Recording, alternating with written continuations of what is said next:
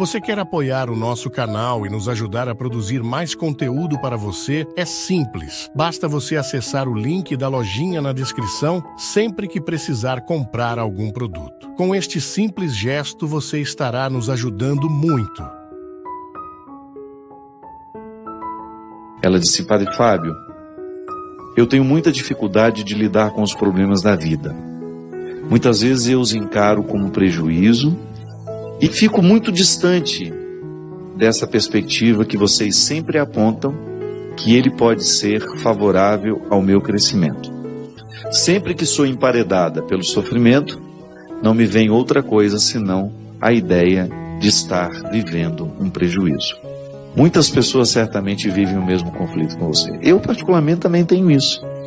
Em muitos momentos da minha vida, eu olho para aquilo que eu estou precisando enfrentar e não consigo ver uma perspectiva positiva daquilo que me, como você bem diz, do emparedamento que às vezes o sofrimento faz com a gente. Nem sempre a gente tem a sabedoria de perceber que aquele momento é favorável.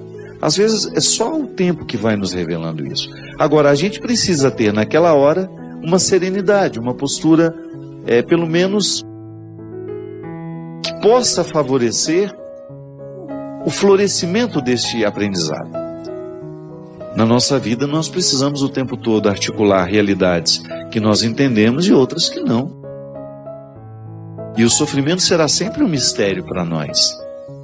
De vez em quando a vida nos coloca numa situação e a gente não tem para onde ir e nós precisamos resolver aquele conflito ali, a gente precisa continuar em pé. Não dá para desistir, né? E às vezes esse posicionamento diante daquilo que nos ocorre, ele é difícil mesmo. Eu compreendo o que você está dizendo, porque experimento isso na minha vida. Diariamente preciso buscar sabedoria para eu dar conta de administrar as dificuldades que me acontecem. E agora, José, já ouviu esse poema? É um momento justamente em que esse personagem, criado por Drummond de Andrade, que na verdade é um pouco de cada um de nós, é colocado diante de uma situação que ele precisa administrar. Está aqui no livro. Ó.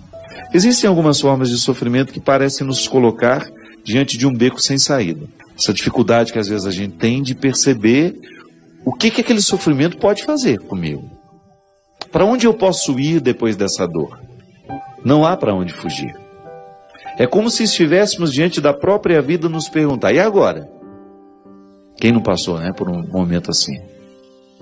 Que você só tem essa pergunta: e agora? O que eu faço com tudo isso? De vez em quando o sofrimento faz isso com a gente. Você fica como que paralisado diante dos fatos. Digamos que você está passando pela perda de alguém. Aquela morte, no primeiro momento, nos paralisa. E a vida faz essa pergunta: e agora? Como é que você vai continuar sem ele? Como é que você vai administrar a vida sem ele? Pois é, aqui no poema e na nossa vida, o agora já está aqui. E é preciso reagir. Não há para onde fugir. Já experimentei isso na carne. E creio que você também já tenha experimentado. Por vezes a dor nos coloca em caminhos estreitos.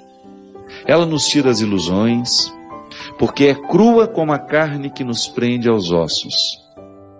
Por isso pode nos fazer crescer quando administrado do jeito certo. Nas histórias das mães que perderam filhos, diante de agoras semelhantes, as reações podem ser muito diferentes. Minha mãe também sofreu o golpe. Viveu o inferno de ter que sepultar uma filha, alterando assim a ordem natural da vida, cuja regra deveria ser os pais jamais sepultarem os filhos. E diante de um fato tão cruel, a pergunta da vida foi feita à minha mãe. A pergunta da vida foi feita a muitas mulheres e a muitas pessoas que perderam seus entes queridos. Que às vezes é assim, minha gente. Na hora do sofrimento nós queremos fugir dele. Mas se a gente observa o movimento com sabedoria, Não há outro lugar senão estar nele mesmo. É a melhor maneira de curá-lo. É a melhor maneira que você tem de enfrentar o sofrimento, é percebendo-o em toda a sua totalidade. Talvez seja por isso que você não esteja conseguindo compreendê-lo como uma oportunidade de crescimento e você só o interpreta como um prejuízo, porque você não entrou no coração dele. Você só esbarrou nas aparências do sofrimento. E quando a gente fica só nas aparências do sofrimento, ele soará sempre como um prejuízo para nós. Só quem entra no coração dele é que vai descobrir a lição que ele pode nos dar. Volto a dizer, somos superficiais demais. Somos superficiais nas nossas alegrias, somos superficiais nos nossos sofrimentos. As estradas que eram tantas foram reduzidas. Isso acontece no sofrimento. Parece que você não vê outras estradas, só vê aquela. O sofrimento retira tudo aquilo que parecia ser amplo antes dele chegar. É preciso escolher o que faremos. Não temos mais tudo o que tínhamos. A vida estabeleceu um novo quadro. E agora? Diante do sofrimento não temos o direito de dormir. É preciso velar, buscar o caminho fácil das fugas. E sim, o mais exigente, o mais tenebroso, o mais cruel, o que nos leva a nós mesmos. Recordo-me que depois de ter recebido a notícia da minha irmã, a minha mãe não quis tomar nenhum medicamento que a deixasse mais calma. Ela me dizia, olhando nos meus olhos, a gente tem que viver tudo, não tem, meu filho? Não podemos fugir de nada, não é mesmo? Deus está comigo, Ele vai me dar força. E assim aconteceu. Em nenhum momento ouvi uma blasfêmia saindo da boca daquela mulher. O choro silencioso, fundo, em nenhum momento cedeu lugar aos gritos de desespero. É justamente essa dureza que precisa cair por terra. Sofrimento é uma experiência de humanização. Ao perder todo o contexto de suas possibilidades, não lhe resta muita coisa a não ser o destino de sua humanidade. A dureza o priva até mesmo da solução mais fácil, a mais covarde. Minha mãe, naquele momento, ela estava imersa na realidade dela. E desde criança ela aprendeu a sofrer com as perdas. Ela nunca enxergou o marido Carmo como um prejuízo.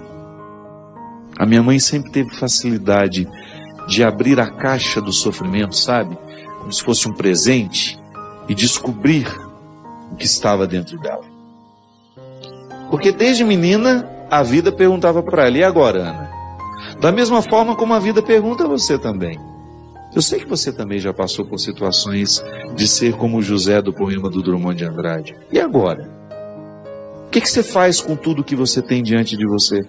O que você faz com a mãe morta, com o pai morto, com o irmão morto, com o amigo que traiu, com o casamento que acabou, com o desemprego que chegou? O que você faz com a tristeza que lhe ocorre? A vida lhe pergunta, e agora? Como é que você vai encaminhar a sua vida depois dos acontecimentos trágicos? Vai querer uma solução? Vai querer descobrir o que isso pode lhe dizer, o que isso pode lhe ensinar? Ou você vai permitir que a amargura venha derramar o seu manto sobre você? Porque é assim, quando nós não temos a coragem de abrir a caixa do sofrimento e aprender com tudo aquilo que está ali dentro, ele pode se tornar amargura em nós.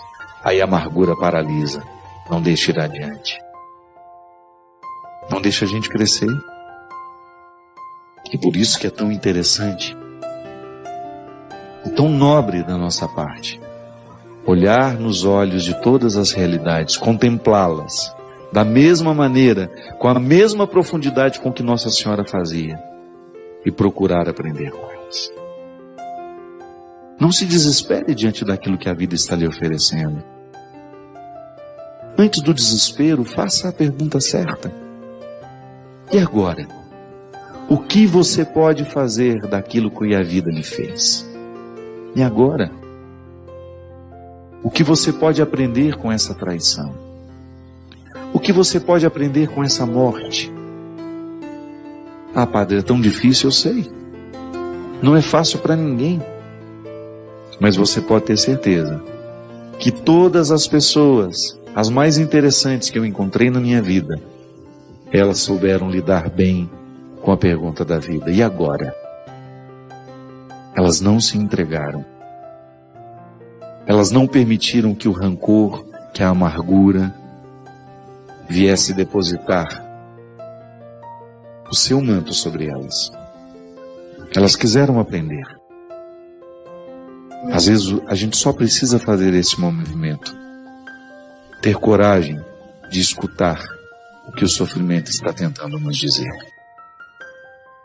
Antes do desespero, antes de achar que não tem solução, ouse perguntar ao seu sofrimento o que ele pode lhe trazer de bom.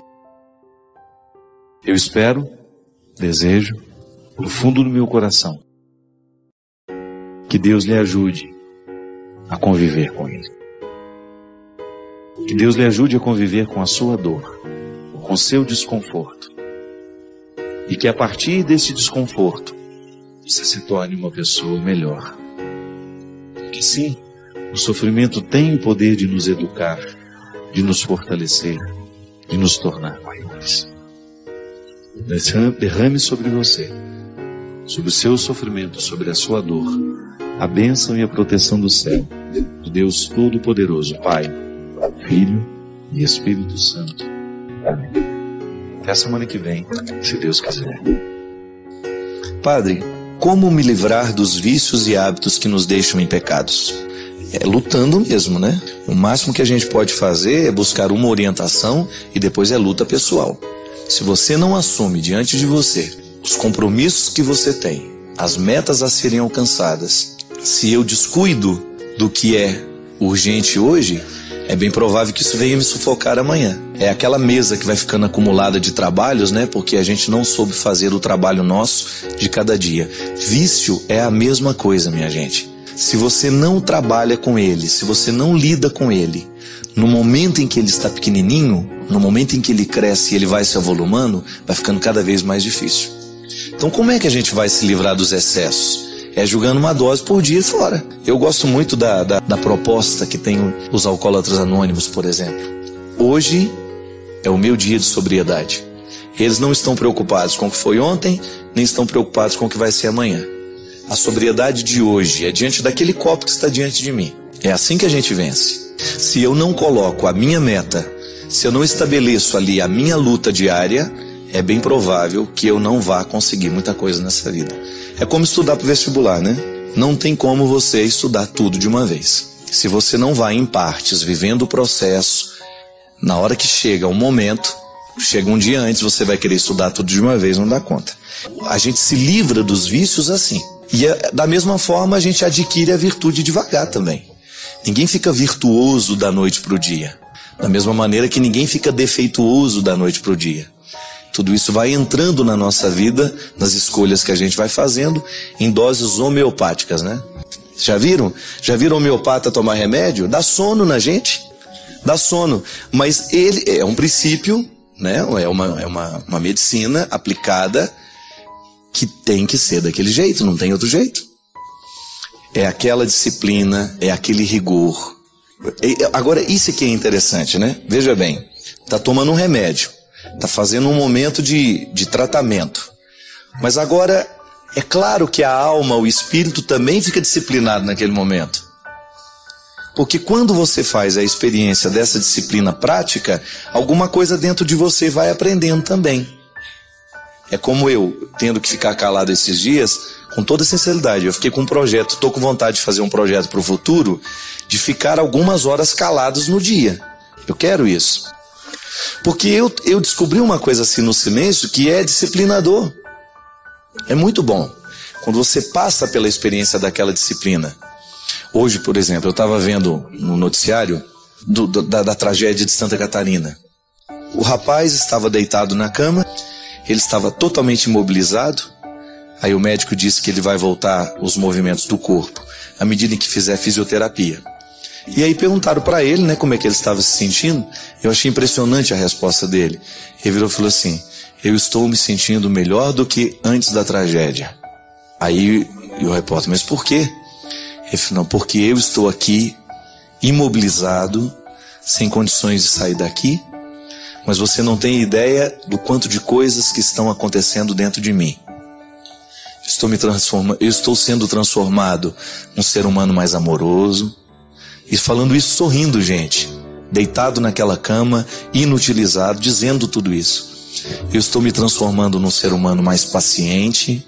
Eu estou me transformando num ser humano que, quando levantar daqui, vai fazer muito pelas pessoas que precisarem de mim. Achei aquilo fantástico, né? Faz daquele momento um momento de aprendizado. Eu poderia perguntar, né? Como é que eu faço para me livrar dos meus excessos, né? Como é que eu faço para me livrar dos meus vícios? Pode ser que, se não vier pelo amor, meu amigo, vai vir pela dor. Vai ter que passar por um momento de dificuldade para você purificar os seus excessos, e então você entrar na dinâmica da transformação que todo ser humano tem que passar. Gente, é tão lindo você identificar que o Evangelho nos retira os excessos, que você fica mais leve. Seguir a Jesus é você ser mais leve. Da mesma maneira como aquele rapaz deitado na cama tinha a sensação de que ele estava sendo transformado pela força do sofrimento num ser humano mais leve. Estava jogando fora os excessos. E é verdade, às vezes quando nós passamos por uma experiência assim, a gente joga fora os excessos da gente. Outro dia eu encontrei um pai que perdeu o filho num acidente muito trágico. E aquele homem, ele estava tão purificado por aquela dor, ele estava tão sensível aos outros filhos que ficaram, à esposa que estava do lado dele, que quase que a gente tinha que pensar assim, sabe, um absurdo, a morte do filho lhe fez bem. Claro, a gente jamais diria isso para ele, jamais alguém teria coragem de dizer isso para ele. Faz a leitura do avesso. Se a gente faz a leitura do lado direito, a gente jamais teria coragem de reconhecer isso. Porque ele, na verdade, era um homem indiferente aos filhos, ele era um homem indiferente à mulher, ele era um homem que só pensava no dinheiro que tinha. E 1 ano depois da morte do filho dele, eu o encontrei. E eu não consegui identificar que era aquele mesmo homem. Que era aquele mesmo homem que eu conhecia, que eu frequentava a casa, que eu sabia dos problemas que tinha. E aí depois, até mesmo conversando com a esposa dele, né? Eu falei, é isso mesmo que eu estou vendo? Ela falou assim, padre, depois que o meu filho morreu, o meu marido é outro. Eu acho que ele abriu os olhos para a vida. Ele descobriu que não adiantava só ganhar dinheiro. Ele descobriu que ele tinha outros filhos. Eu acho que ele viu morrer um, que ele não chegou nem a amar direito. E eu achei aquilo tão interessante, minha gente, porque na verdade, qual é a leitura que a gente pode fazer? Faz do avesso agora, a leitura do avesso. É isso. A morte do menino fez bem ao pai. Por mais estranho que possa parecer isso, por mais que isso possa ferir o nosso ouvido, que a morte de alguém possa fazer bem, acordou o pai.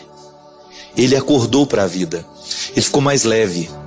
Julgou os excessos fora. E na experiência de julgar fora os excessos, ele descobriu dentro dele uma leveza que o fez um homem maravilhoso. É bonito, né? Antes de morrer, ele descobriu que ele poderia ser o pai que está sendo. Antes dele ir embora, de maneira definitiva, da vida daquela família, ele conseguiu alcançar a possibilidade de ser um ser humano melhor. E é aqui, gente, que entra essa dinâmica do sofrimento. Muitas vezes uma vida muito ordenada, muito feliz, tudo muito bonitinho, não desafia a gente para crescer. Agora, de repente, um tropeço, uma queda, e aí a gente está com a necessidade de dar sentido a tudo que ficou. É o lado criativo da dor, que eu insisto em dizer. Então, às vezes, o que nos falta é isso. O que nos falta é a coragem de viver a disciplina que a dor nos traz, de você viver o aprendizado que ela lhe sugere, ficar mais leve. Às vezes nós somos tão pesados uns na vida do outro, né? Coisa pior que tem na vida é você conviver com uma pessoa pesada. Estou falando por dentro. Ela entra no ambiente, né? Parece que entrou um saci. Tinha essa história também lá quando o ambiente ficava pesado, lá em Minas Gerais, parece que o Saci entrou aqui dentro. Umas coisas que a gente não sabe, né? É uma coisa ruim mesmo, né? O encardido, como dizia o Padre Léo, né? Tem gente que legitima a presença do diabo no mundo, é uma coisa impressionante. Tem gente que consegue ser o legítimo diabo na terra, do jeito como vive, aquela cara, aquela aborrecida, né? E já te dá até aquele arrepio, né? Pelo amor de Deus, vamos melhorar, né, gente? Vamos ficar mais leve. O diabo nos pega aí, no peso que a gente leva com a gente, quando você começa a ser pesado na vida do outro. Muito triste isso. A vida nos ensina que à medida que mudam as estações, há sempre uma realidade que permanece na natureza. Pode ser que uma estação venha e retire todas as folhas de uma árvore. Pode ser que venha uma outra estação e encha de flores. Pode ser que, modificando a estação, essas folhas percam a vitalidade, o viço e caiam. Mas uma coisa é certa: a raiz permanece em qualquer que seja a estação. Há na planta um sustento que a faz permanecer viva, mesmo quando tudo está contrário a ela. A sabedoria vegetal que nos ensina que em tempos de inverno é necessário que toda a seiva que está dispersa nas folhas e nas flores venha repousar na raiz. Você passa pela vida o tempo todo fazendo essa experiência. Pode ser que em alguns momentos da sua vida, algumas pessoas tenham sido vitais, estiveram muito vivas na sua história naquele tempo. Mas de repente o tempo foi passando, a estação foi modificando e aquela pessoa deixou de fazer parte da sua história, deixou de fazer parte da sua vida. Mas você pode identificar que ao longo da sua vida, apesar de terem passado inúmeras estações por você, existem algumas que ficaram. A essas pessoas, nós podemos chamá-las de raízes. São pessoas que mesmo com as mudanças do tempo, mesmo com as mudanças das estações, elas continuam lá. Arvorear é a gente plantar árvores, é a gente crescer como árvores, é a gente se unir como árvores, é a licença poética, é o significado que vai além da palavra. E todos nós precisamos de passar pela experiência constante de arvorear também, de lançar raízes na vida de alguém e de permitir que outras pessoas também lancem raízes na terra da nossa história.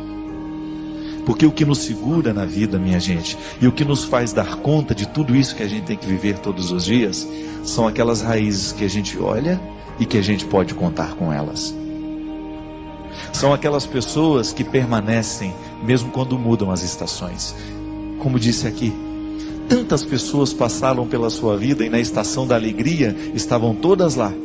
Mas de repente, quando chegou o tempo da dificuldade, foi embora todo mundo. São as realidades que são passageiras, são as pessoas que são passageiras.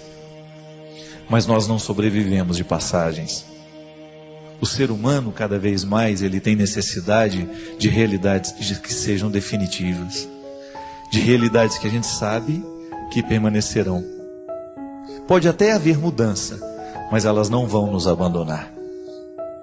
Pode até que alguma coisa modifique, mas aquela raiz permanecerá ali. Mesmo porque a gente só pode ser feliz à medida em que nós somos árvores que estão plantadas com raízes fecundas. Essa semana estava passando na beira de uma estrada e comentei com um amigo que estava do lado que acho muito interessante como os bambus crescem. Você nunca viu um bambu solitário, não é verdade? Porque ele sabe que ele não sobrevive às ventanias.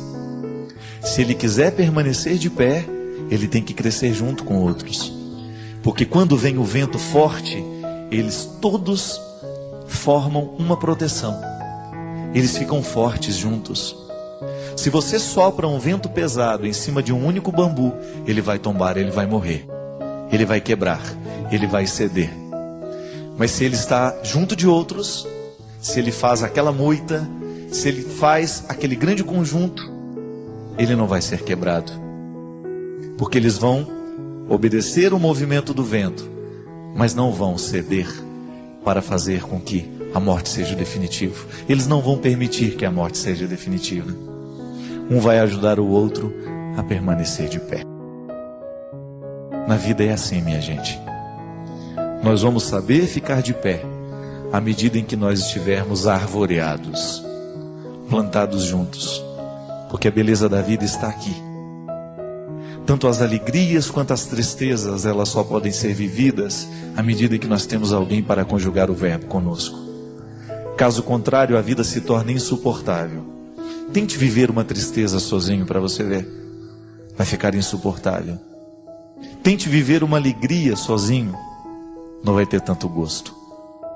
Nós precisamos para dividir. Seja na alegria, seja na tristeza. Nós precisamos de alguém do nosso lado. Alguém que nos ajude a entender o que está acontecendo.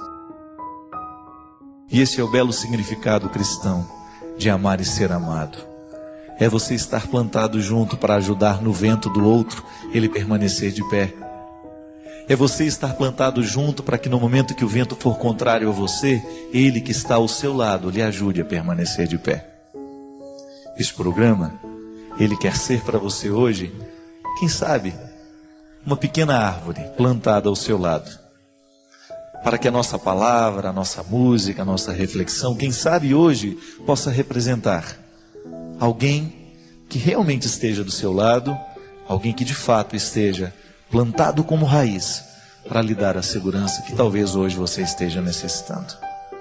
E quem sabe, divulgando essa música, essa mística que a música nos traz, nós possamos arvorear o mundo. E amanhã a gente possa se plantar em outras vidas. E amanhã a gente possa permitir que outras vidas se plantem em nós. Para que juntos possamos formar uma grande floresta de amigos. De irmãos que se amam, que se ajudam e que se ajudam no momento da necessidade. Padre Fábio, casamento acaba? Pois em algumas pregações eu escuto muito: seu casamento está acabando? Seu casamento acabou? Mas a palavra é clara, padre. O que Deus uniu, o homem não separa. E que o matrimônio só finda com a morte. Eu sempre digo que nós precisamos ter um cuidado muito grande com os conceitos superficiais que nós temos sobre as coisas. O casamento é um deles. Às vezes nós achamos que estar casado com uma pessoa é a garantia do sacramento para a vida inteira. Eu estou casado, eu me casei, fui lá diante do padre. Só que há um detalhe: sacramento não é mágica. O que Deus uniu, tá certo, a palavra é clara, o homem não separa. Que o homem não separe, né? Que a palavra é assim: o que Deus uniu, o homem não separa. Fazemos a distinção agora. Tudo bem, Deus uniu. Mas o que Deus une precisa o tempo todo do cuidado humano. Não existe mágica no sacramento. A fórmula, o que Deus uniu, que o homem não separe, isso não é uma fórmula mágica. Então Deus uniu, certo? Mas a humanidade confirma essa união todos os dias. Você se casou há 10 anos atrás, digamos. Mas se você não se casa com esse homem todos os dias, se você não assume o mistério do sacramento que você viveu e que você assumiu diante da comunidade no dia do seu casamento, o seu casamento vai perdendo a força, porque o sacramento ele depende deste empenho humano. Acaba, ele pode acabar sim.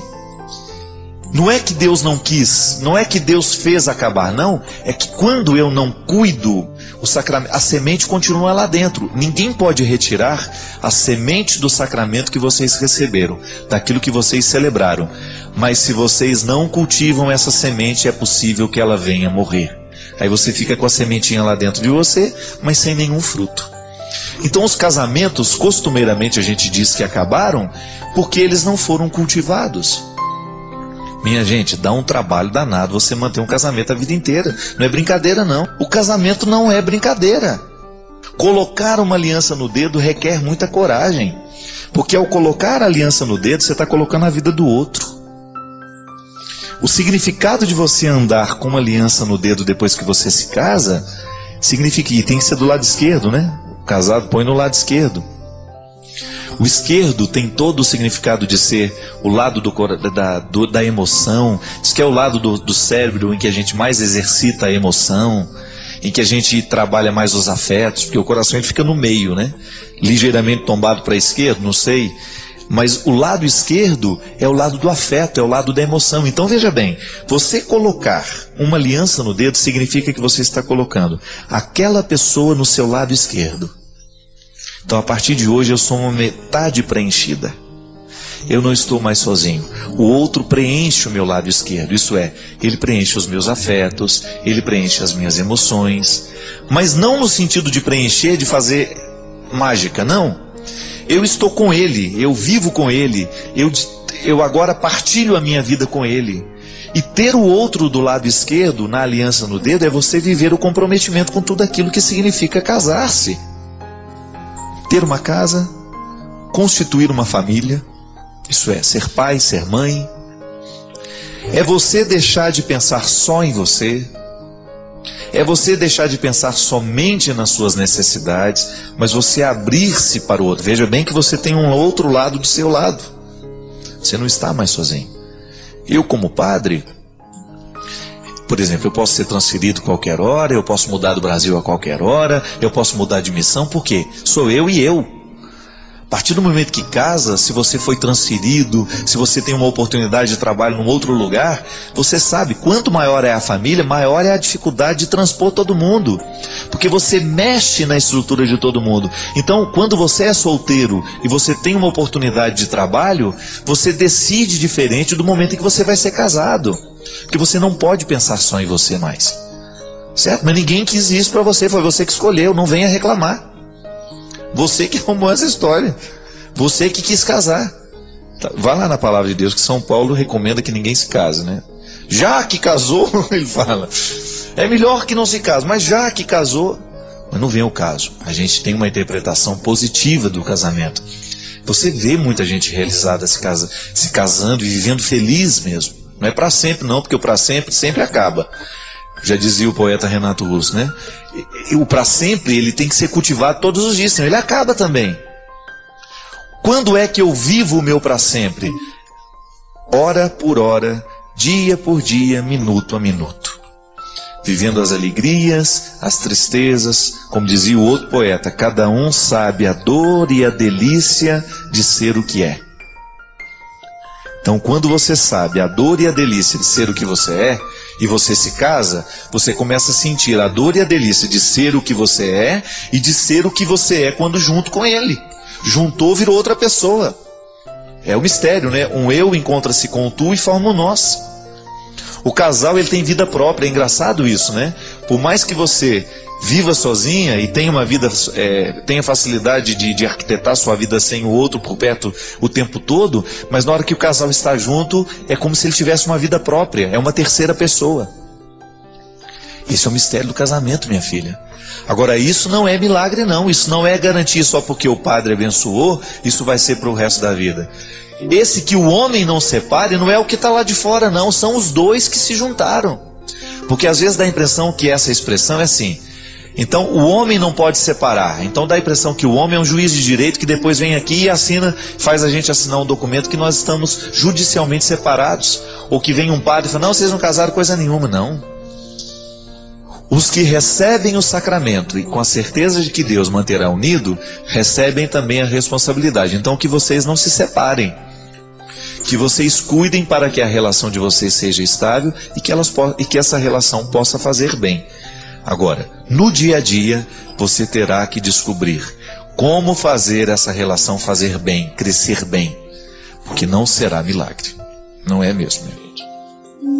Só quem já leu os livros do Padre Fábio de Mello sabe o quanto eles são transformadores, nos fazem refletir e mudam a nossa forma de enxergar a vida. Se você ainda não leu, não perca essa grande chance. Saiba mais clicando nos links da descrição. Padre Fábio, me chamo Emanuele, tenho 17 anos. Faz 2 anos que meus pais se separaram. E a partir de então comecei a perceber que fiquei uma pessoa negativa. Sempre me pego pensando que nunca encontrei uma pessoa que vai me amar de verdade. E com isso vem abaixo a autoestima. acho que as pessoas nunca vão me achar bonita. E eu sofro com isso, padre. O que eu posso fazer? Ô, minha filha, a leitura que nós fazemos de nós é absolutamente importante para a gente receber a leitura que o outro faz de nós. Seria muito cruel da minha parte esperar que o outro me ofereça aquilo que é minha obrigação oferecer. Então, às vezes, Emanuele, nós temos dificuldade de prosseguir a vida, é porque nós estamos esperando que o outro nos traga, que o outro nos prepare o que nós deveríamos preparar. Então, qual é a primeira realidade a ser curada? Tomar uma distância do casamento do seu pai e da sua mãe que não deu certo e tentar entender que isso não é uma regra para você. Que às vezes, quando eu vejo o fracasso do casamento dos meus pais, eu tendo naturalmente a pensar que o meu também será uma experiência fracassada, porque é o exemplo mais próximo que nós temos de nós. Então é preciso lavar essa roupa suja. É preciso reorientar essa visão. Sim, tá certo, eu terei sempre mais facilidade de interpretar o mundo a partir daquilo que está sendo oferecido a mim. Então eu interpreto o casamento a partir do casamento mais próximo que eu tenho. Se o do meu pai e da minha mãe não deu certo, eu tendo a pensar que os casamentos serão todos como os dele. Não, deles. E não. Sabe, permita que essa impressão vá embora.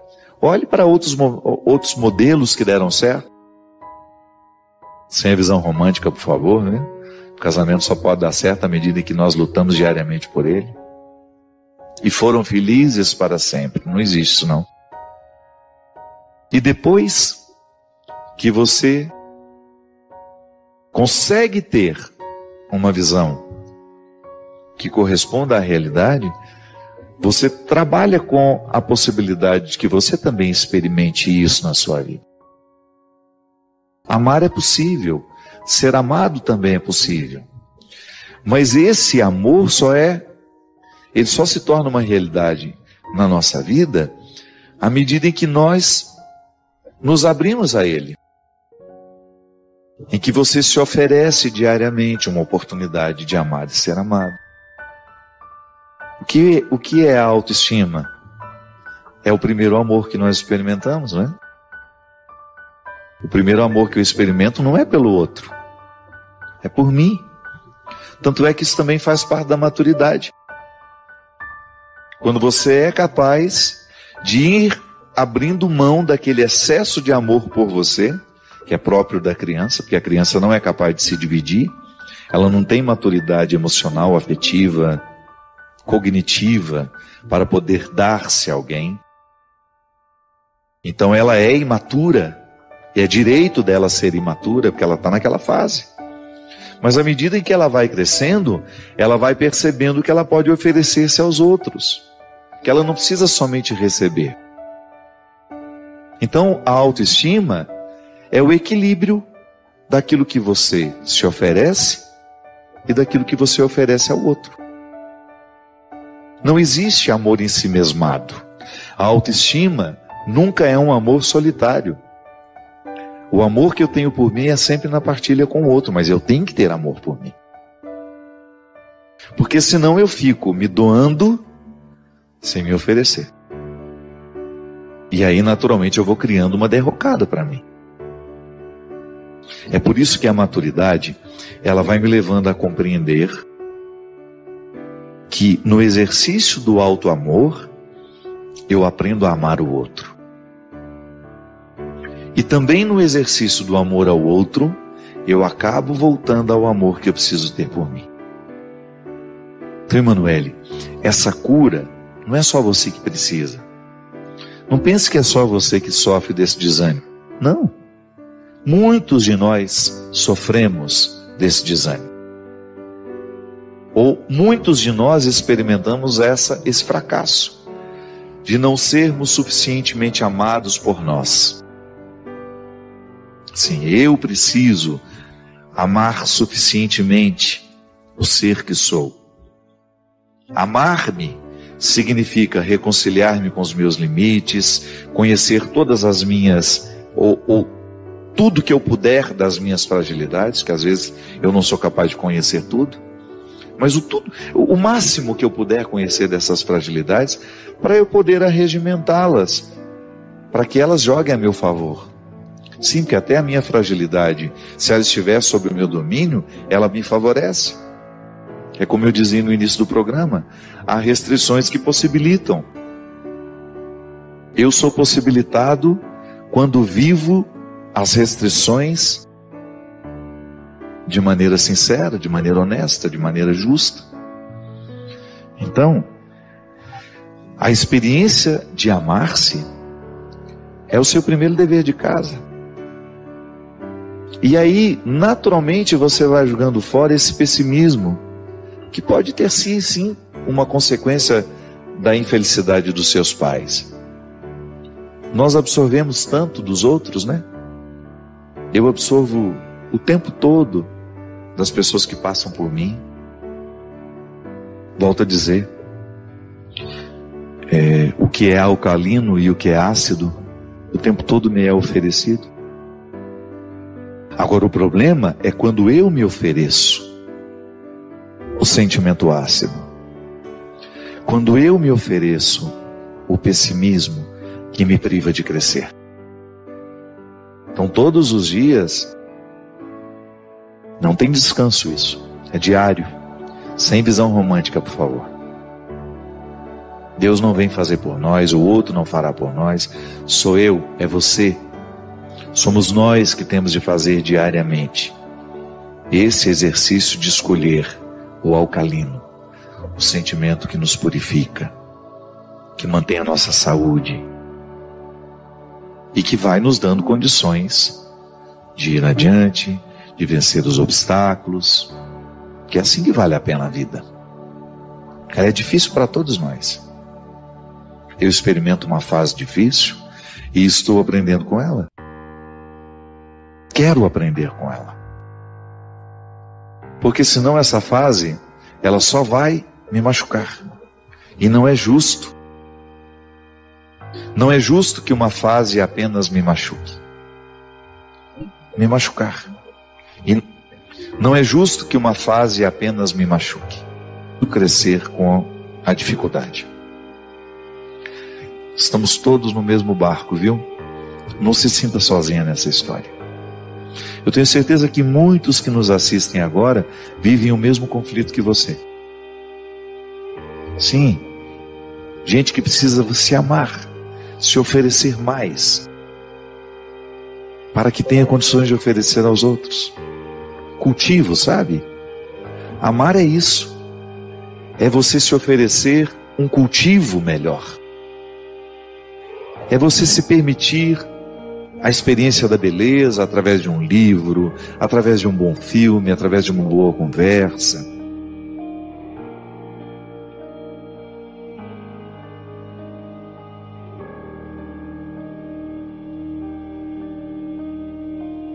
Sua participação é crucial. Compartilhe suas ideias nos comentários. Inscreva-se para mais inspiração e convide outros a fazerem parte dessa jornada de crescimento.